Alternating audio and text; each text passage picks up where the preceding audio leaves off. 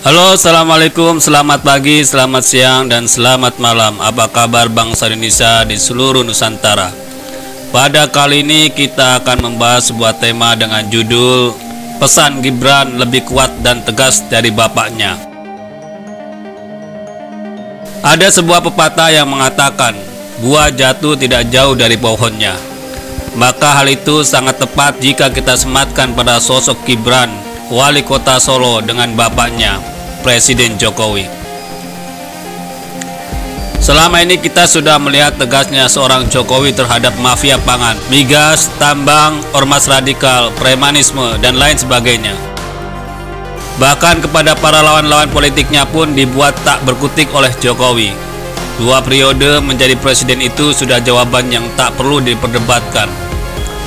Maka tak heran seorang Ahok menganalogikan ketegasan Jokowi itu berdasar teori merebus katak di dalam panci yang menyala. Awalnya dibuat nyaman, tahu-tahu matang. Sadis, bikin mati kutu lawan-lawannya, tahu-tahu pada jadi pembantunya saja. Kita tercengang dibuatnya, sedang yang tak dapat diatur dikirim ke hotel Prodeo biar tak bikin onar dan meresahkan rakyatnya. Begitulah karakter asli orang Solo, kalem, halus, tidak tergesa-gesa, tidak berangasan, penuh dengan semiotika pesan atau tanda-tanda. Memang harus diakui Indonesia saat ini masih membutuhkan tipikal pemimpin seperti Jokowi. Jika tipikalnya berangasan, bisa hilang kendali. Setiap kebijakan diukur dengan kalkulasi, jika tidak sesama anak bangsa bisa saling berkelahi. Lalu siapa sosok yang memiliki karakter dan kemiripan memimpin seperti Jokowi dan siap menerima tongkat estafet kepemimpinan di tahun 2024 nanti? Silakan Anda jawab di hati masing-masing. Kali ini kami lebih tertarik membahas Gibran Raka Buming Raka. Sesuai dengan arti namanya, Gibran, gigih dan berani. Rupanya dia juga mulai memainkan semiotika, bahkan lebih kuat dari Jokowi. Gibran sudah pasti memiliki kemiripan seperti bapaknya, tetapi terlalu dini jika untuk tahun 2024 anak muda ini harus melalui proses yang panjang. Buktikan saja Solo jauh lebih baik dari pemimpin sebelumnya. Saya yakin Gibran tentu mendapat banyak masukan dari Jokowi, kakeknya Jan Etes ini.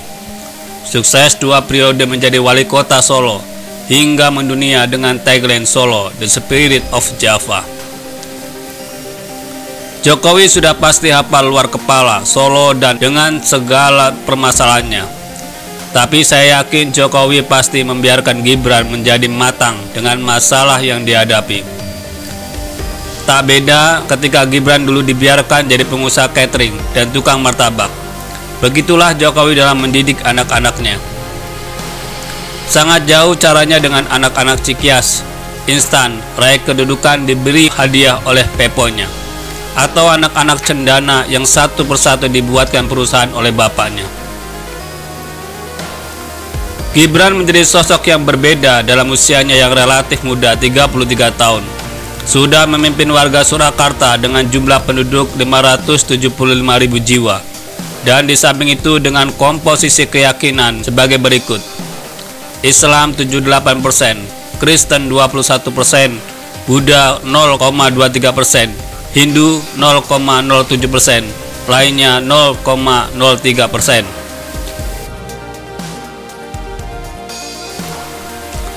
Sehingga melihat data di atas, kendati Islam mayoritas, akan tetapi agama Kristen juga cukup tinggi.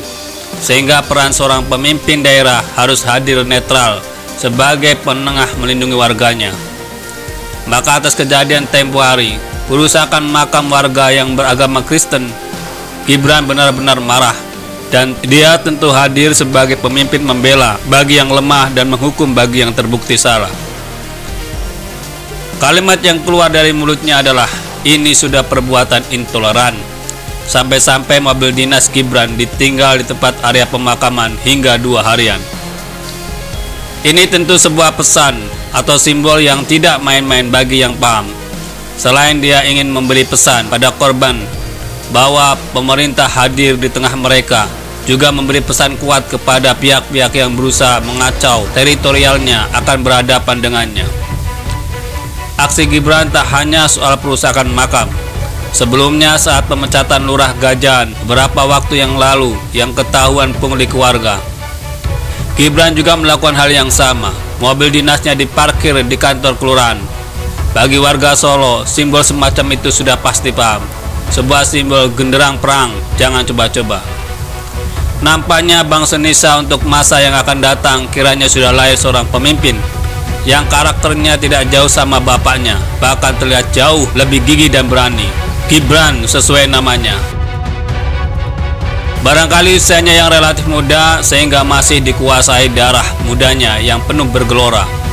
Akan tetapi setidaknya apa yang dilakukan Gibran tidak dompleng nama besar bapaknya. Bahkan dia harus bisa keluar dari bayang-bayang kakeknya, La Lembah Manah.